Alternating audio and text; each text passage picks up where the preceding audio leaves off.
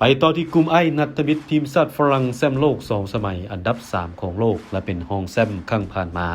เอาชนะทีมชาติเซเนกัลอันดับ15ของโลก3-1คิเลียน เอ็มบัปเป้เมา2ประตูสร้างประวัติศาสตร์ยิงประตูให้ทีมชาติฝรั่งหลายสุดรวม58ประตูแซงโอลิเวียซีรูที่ยิงได้57ประตูฝรั่งถอนแค้นเซเนกัลได้สำเร็จภายหลังพบกันหลังสุดในนัดมิตรผ่านโลก2002เสียให้เซเนกัล 0-1 ส่งผลให้ฝรั่งตกรอบทวิตส่วนเซเนกัลเข้าถึงรอบ8ทีมสุดท้ายและเป็นผลงานดีสุดของทีมจากแอฟริกา